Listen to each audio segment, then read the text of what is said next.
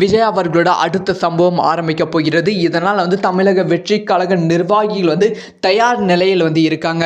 ஆனால் இந்த டைம் விஜய் அவர்களோட சம்பவம் தமிழகத்தையே புரட்டி போட வாய்ப்புகள் ரொம்ப ரொம்ப அதிகமாக இருக்குது. அப்படி என்ன பண்ண போகிற டீட்டெயிலாக பேச போகிறோம்.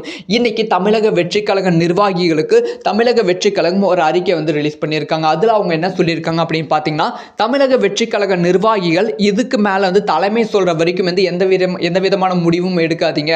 ஸோ அடுத்து நம்ம வேலூர் ராணியம்பேட்டையில் நம்ம பிரச்சாரம் பண்ணுற மாதிரி இருந்துச்சு. ஆனால் அந்த பிரச்சாரம் இப்போ கிடையாது. ஸோ அதுக்கான அனுமதியும் யாருக்கிட்டையும் வாங்காதீங்க.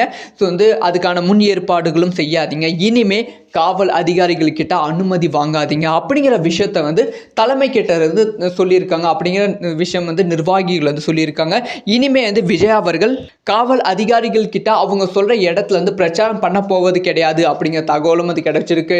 ஸோ இதுக்கு மேல விஜய் அவர்கள் ஆல்ரெடி சொன்ன மாதிரி மக்கள்கிட்டே நான் தீர்ப்பை கேட்டுக்கிறேன் அப்படின்னு சொல்ற மாதிரி தான் டைரக்டா விஜய் அவர்கள் எடுக்கும் முடிவு கடைசி முடிவாக இருக்க போகிறது. ஸோ விஜய் அவர்கள் தான் மக்களுக்கும் பாதுகாப்பு கொடுக்க போறாங்களா அவங்களோட ஆட்களை வைத்து. ஸோ அதனால் இதுக்கு மேல தமிழக அரசியல் கொஞ்சம் இன்ட்ரெஸ்டா இருக்க போகிறது. மிகவும் பரபரப்பா இருக்க போகிறது.